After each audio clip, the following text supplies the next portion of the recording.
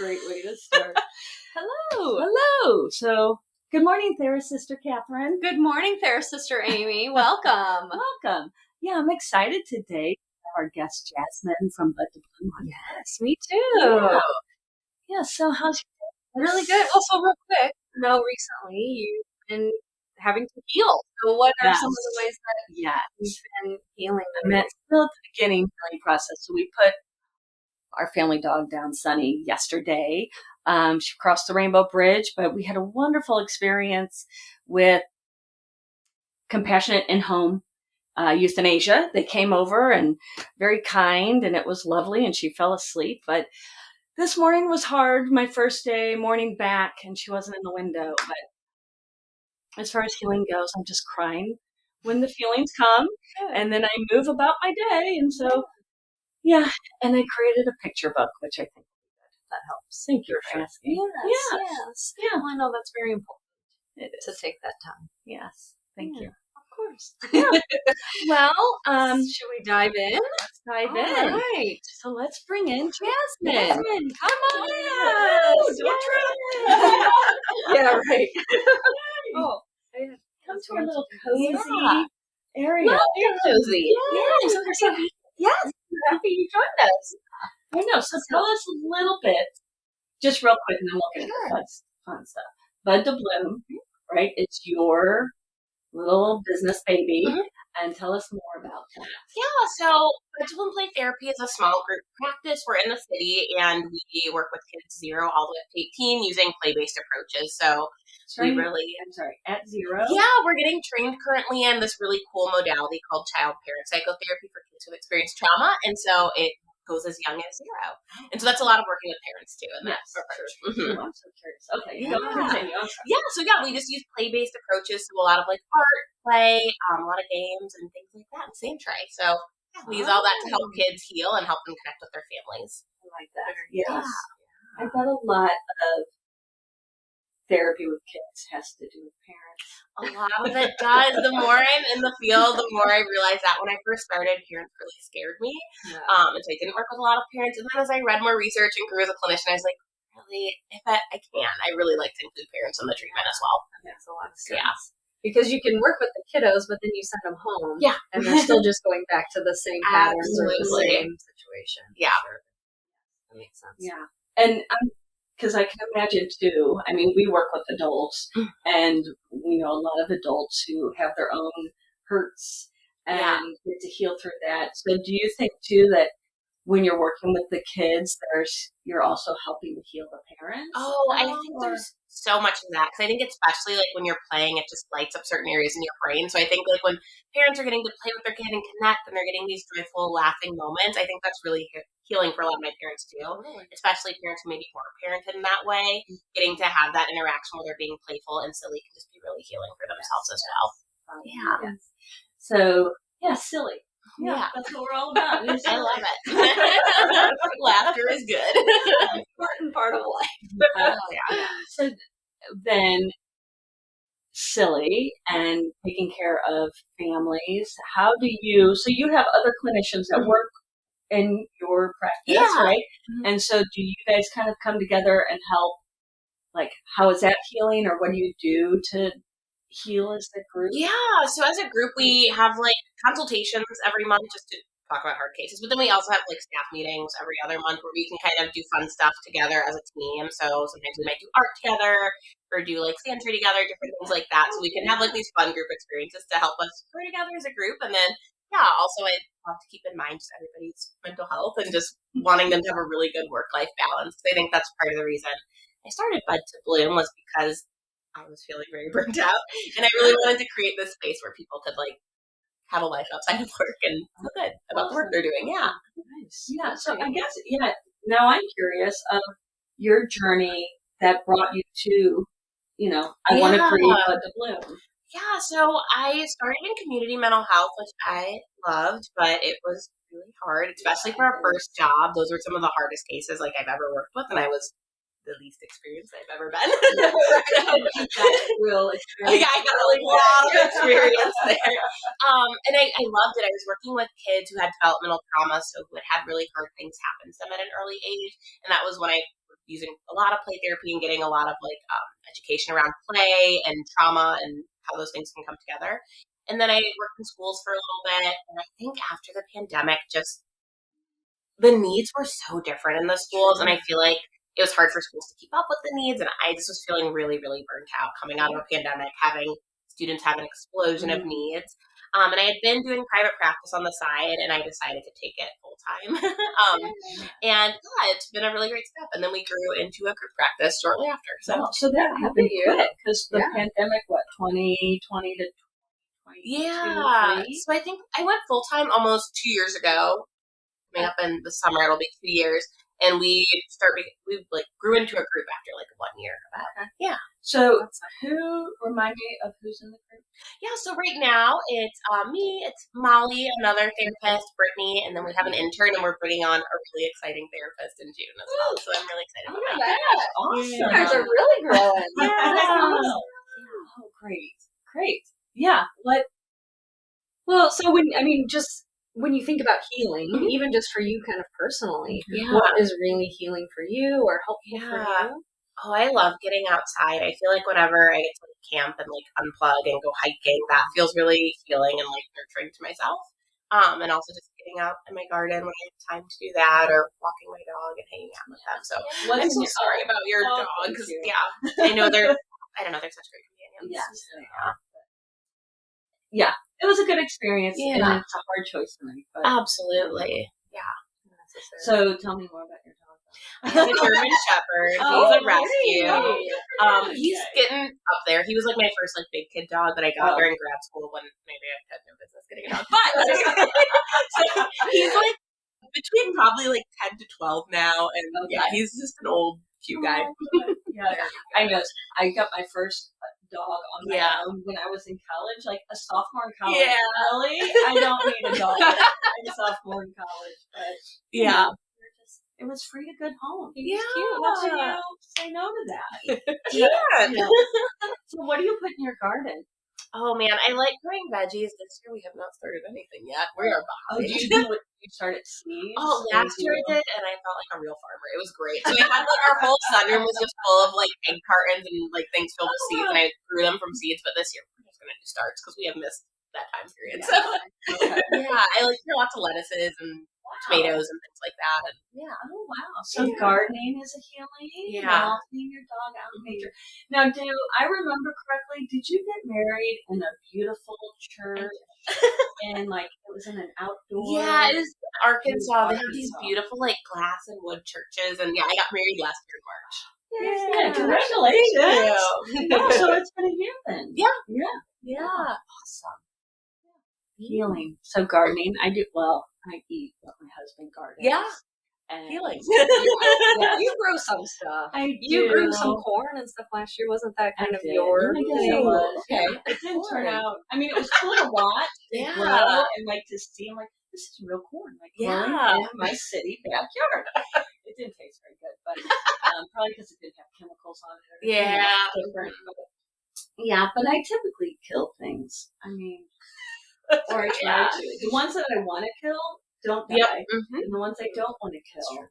Yeah, I feel Me and houseplants, we are still trying to figure out our groove. I don't feel like I have enough windows for houseplants. I'm really good at growing jalapenos. Okay. And that's about it. A big spice. Spicy. Yes. She's a spicy girl. Yeah. So I'd rather grow the jalapenos. That's the one plant that I'm like, that's what I'm doing. There it is. You know you're good at it. I can do that. We give her jalapenos. No, you grow too. Nice. Yes, I'm trying a new pepper, but it's a sweet pepper. I heard about it on some show where there's like celebrities. And it's a celebrity pepper. It's called Jimmy Nardello is the name of the guy who created it. I'm always curious about like those things that like when people are like, oh my gosh, this is so great or this. And I'm like, well, what makes that so much more special or better or flavorful or than this thing? Like peppers or say a whiskey or tequila. Yeah, what's better about this? You know, or a water versus, whatever. So I'll let you know. Yeah, keep I'll us give posted you on these some speech Jimmy numbers. Nardello's. Yeah, bring some over. Try it. Yeah.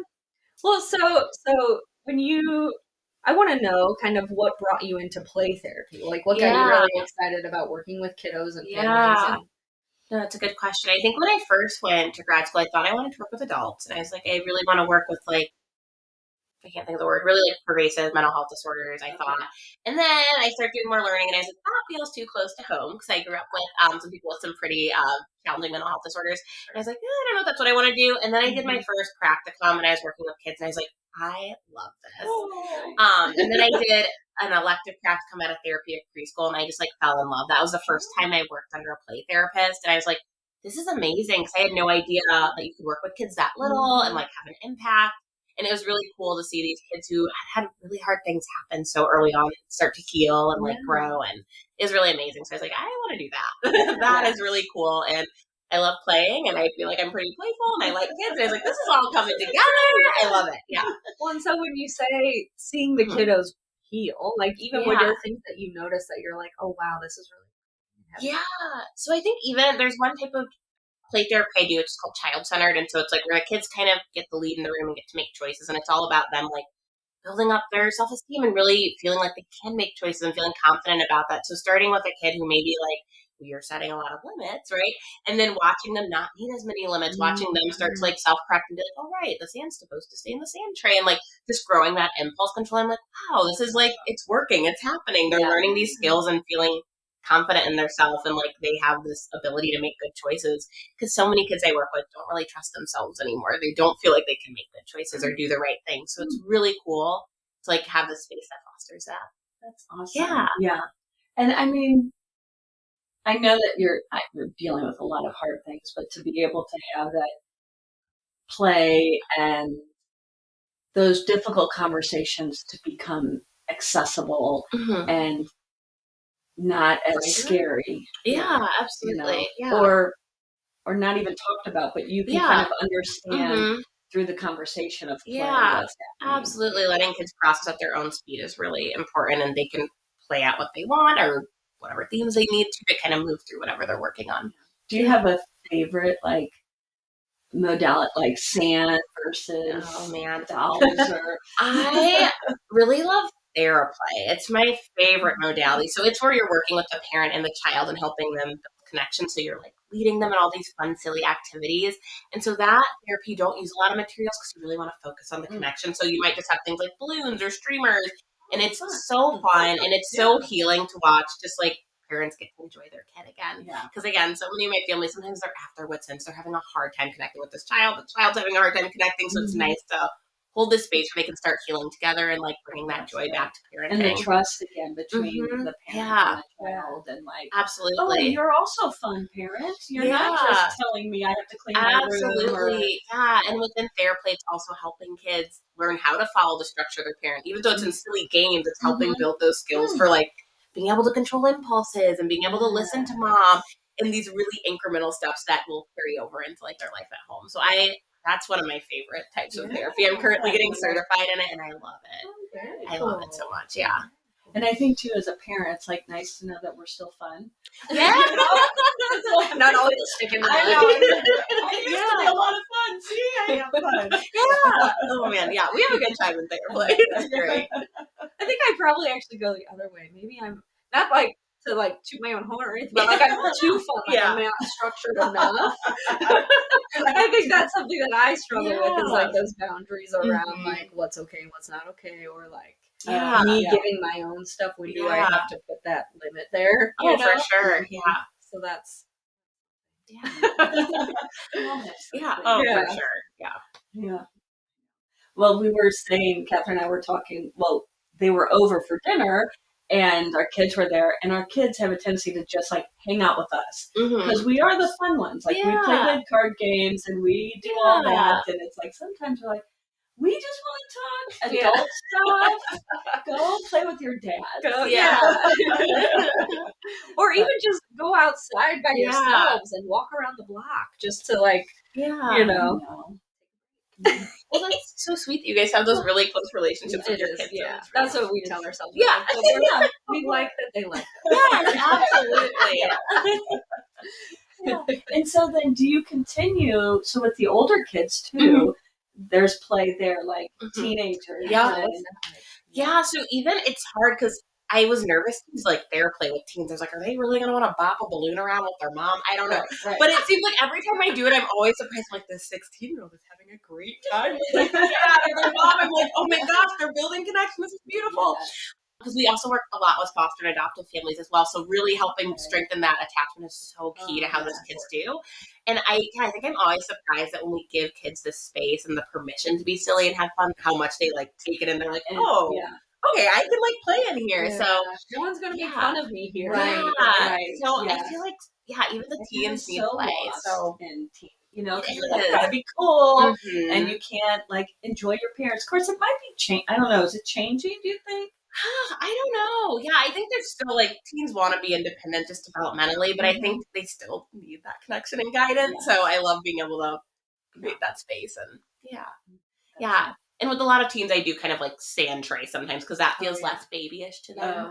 So sand tray can even be used for adults. It's so cool. It's like where you put, miniatures in the sand and create a world, and it's kind of gets at a lot of subconscious stuff sometimes. I love it. It's really cool to see what happens. Even in trainings in sand tray, when you're not trying to go deep, you end up sharing way more. You're like, oh my gosh, how did this happen? Like, I'm just trying to learn. But I love using sand tray with teens too. Yeah, or lots of like art as well. Art. We did, when I was in grad school, we did this thing where we did sand trays, and it was just, we were in the general public and we were just processing so much. And I was like, it almost feels like magic sometimes, where it's like they set up things and then they're telling you about it, and you're like, wow. And just following along with their story. It's just so cool. Yeah, it's so powerful. I love sand tray. Yeah. I've never tried it. I'll have to. We'll have to do some sand tray. Next time you can bring your little sand tray. It's definitely another form of healing. Oh, so. yeah. It's really cool. Analyze us. Great. All the secrets. We all need a little analyzing. Oh, fun. So, okay, so 2 years in and continuing to grow. Yeah. And enjoying all the moments. Yeah. And so you take on all of it. Well, try to. Yeah. Not to. Right? But so then healing for you. You've got the garden. Yeah. You've got the walking. Yeah. Any other like special things you do for yourself? I think a lot of my groups that I'm in a lot of other therapy groups, I think those are really beautiful spaces because they get the work that you do. And sometimes you can just like share, like I had a week where I heard a lot of really hard things, and they can sometimes also hold that space. So I think having those spaces where I can like talk about my job, obviously not anything confidential, but where I can just talk about the things that are happening at work that feel really challenging is really helpful, I think, for helping me like process and like compartmentalize a little bit in a healthy way so that I'm not taking everything home with me. But I think that's really important for me to feel well. I agree. And it's nice to have other therapists who understand, who right? get it. Yes, there's understanding is so important. Yeah. And I don't know, do we need to ask about any glimmers recently, right, in your life of giggles and glimmers? Tell me more. What's up?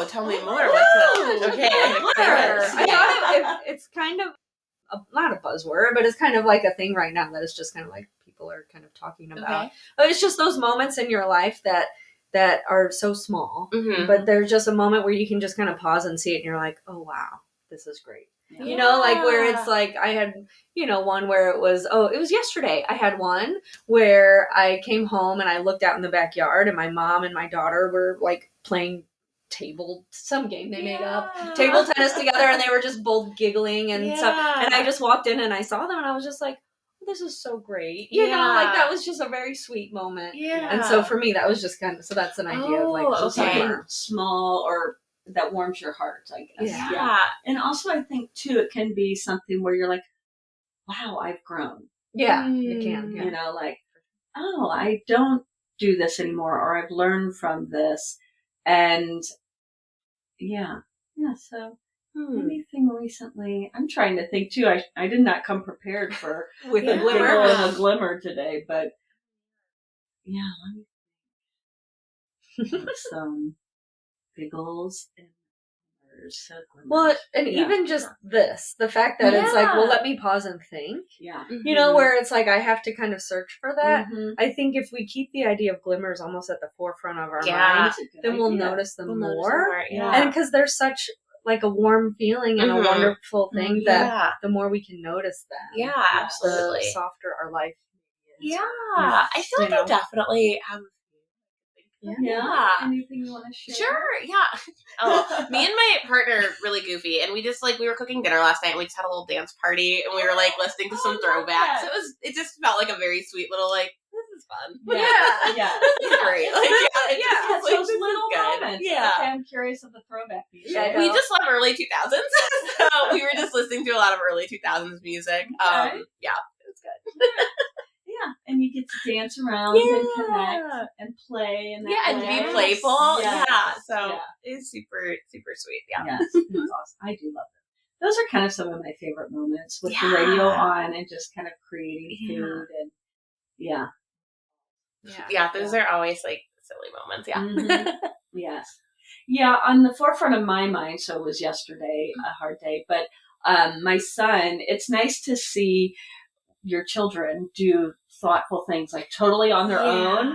And so they offered to give us clips of hair of Sunny, and I was kind of no, we don't need that. We've got pictures and we have other things, but they did have some shavings. But so he's like, oh, I want some. I'm like, oh, okay. And so he took some and he collects rocks. Mm-hmm. And so he had these little plastic things with foam. And so he grabbed 3 and he put Sunny's fur in each one. So he could have one, I could have one, and my husband could have one. I'm like, oh my God, you are so sweet. Because I hate to say it, because sometimes you forget or you don't see it. And then they do something and it's a little glimmer, right?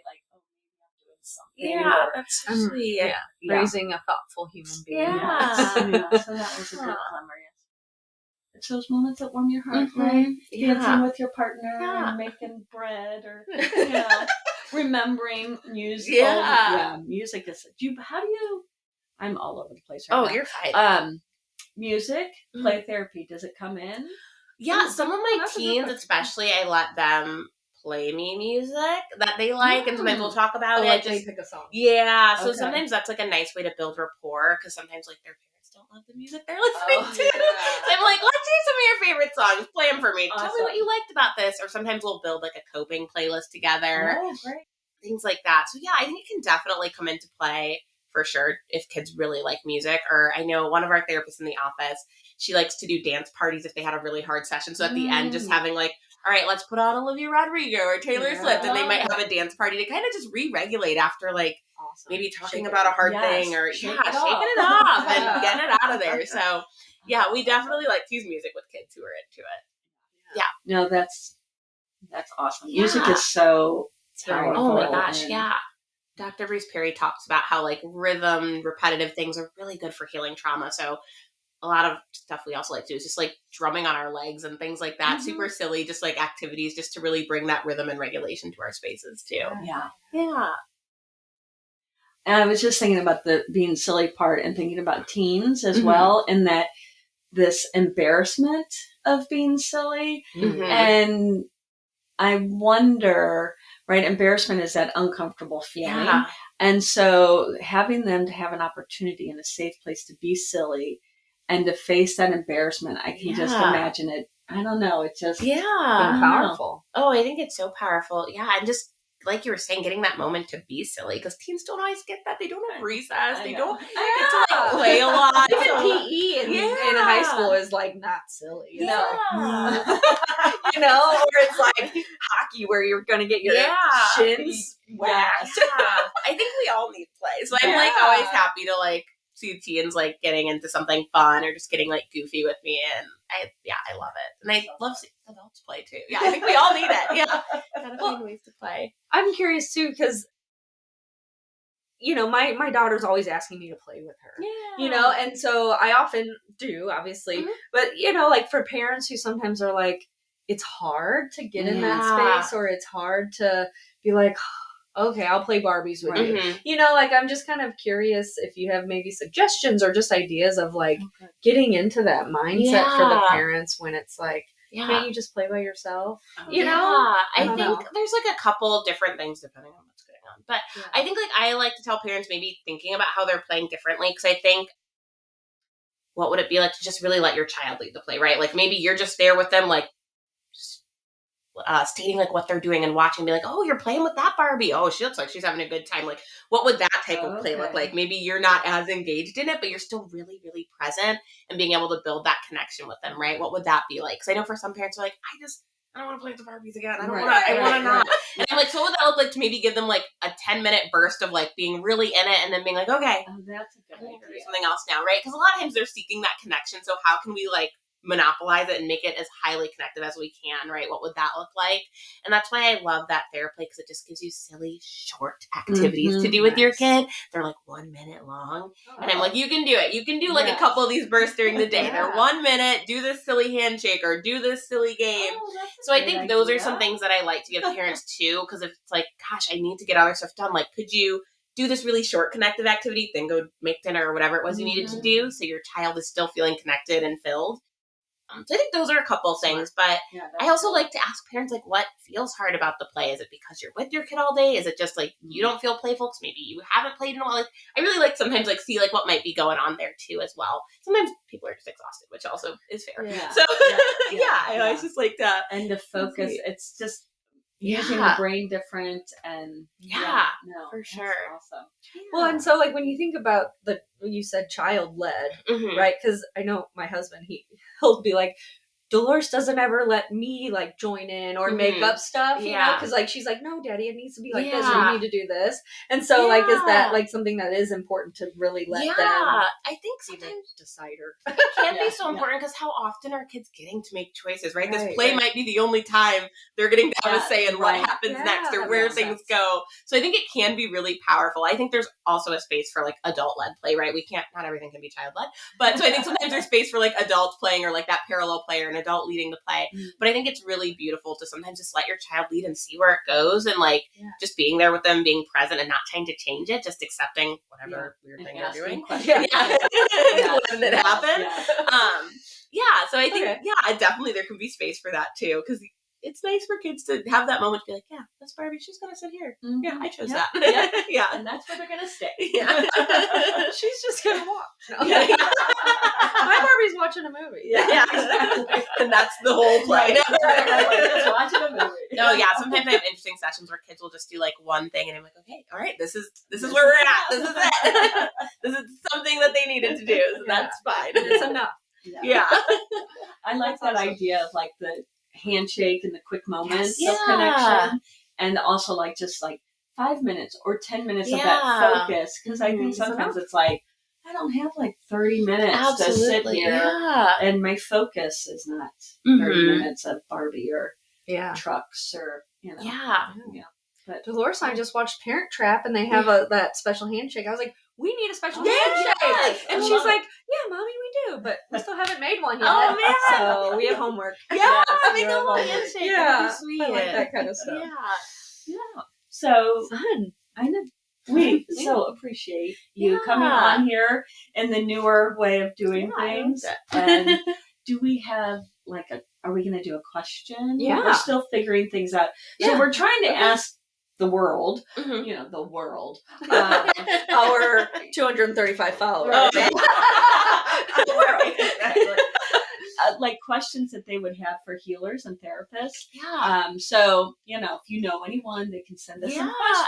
Absolutely. But we just have this fun little, not tin can. Well, so the question, right? So what we're putting out there into the world is, if anyone has any questions they've ever wanted to ask a healer, or if anyone's ever worked with a therapist and they had questions they wanted to ask their therapist but didn't feel comfortable asking, and we're like, let's do it here.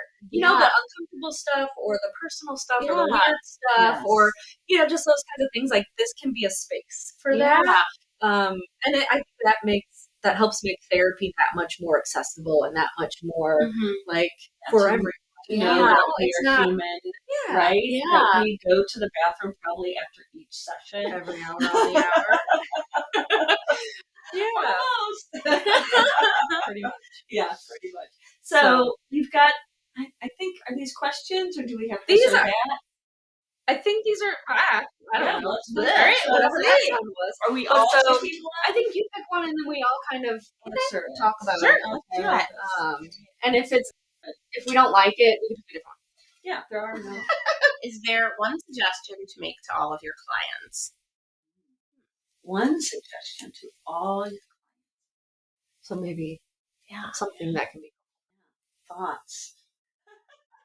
We'll let you go first. One thing, since I am a very big attachment-based therapist, all of my clients, in some way or form, we're talking about like connecting with their kids. So I think that's one suggestion I make to all of my clients in different ways of like, how can we like bolster up that connection? Because we know that kids feel connected and safe behave in ways that we like normally, right? When they feel that way. So yeah, I think that's typically one of those suggestions I make kind of across the board is just like, how do we boost connection? Because even for older kids, if they feel more connected, they're going to be more likely to talk to you about those hard things. And like, that's what you want. We don't want teens learning about things just from their friends without any adult guidance. So the more connection you can build early on, the more they're going to still come to you and like help guide them through those harder parts of life as well. So I think like all the ages I work with, that's always something I'm suggesting in multiple ways is how can we like connect with this kid? How do we foster connection and like a relationship that's, you know, where they feel like they can come to without getting in trouble or being really punitive. So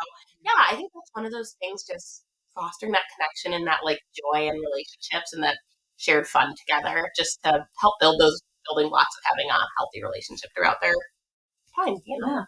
No, I like that. You could even say that to adults. Totally. Oh, for sure. Totally. Yeah. I think foster connection in their life. Yeah. Because I mean, honestly, right? Isn't that what life is? Yeah. It's really just the connection that we have with people. Yeah.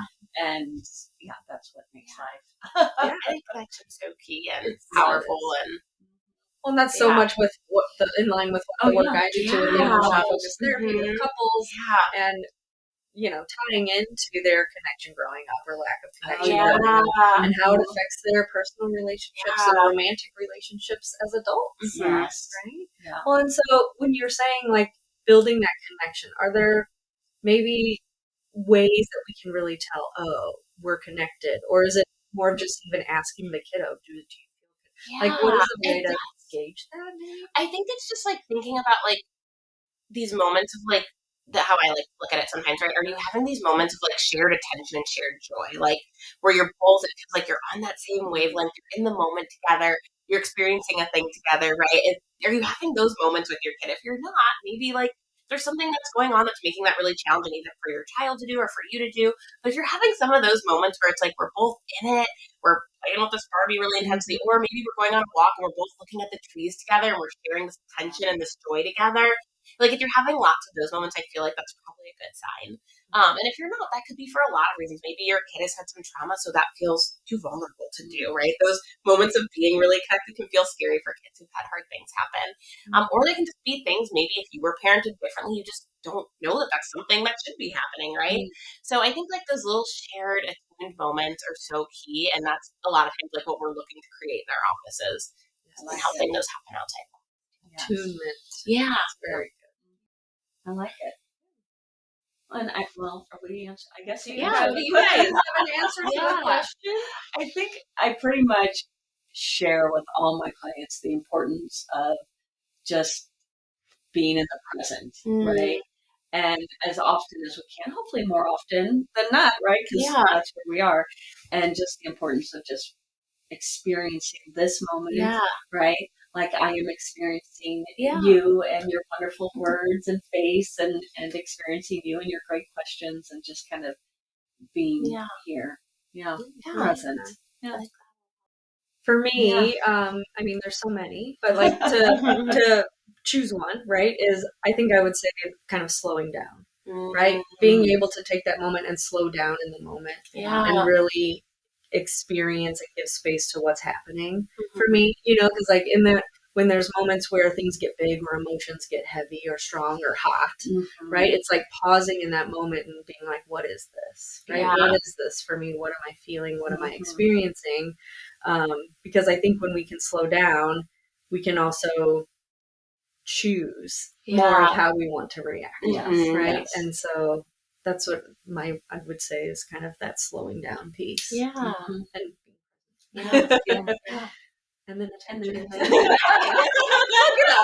it all coming together because you have to be present to connect. Right. Yeah. I love it. I love it.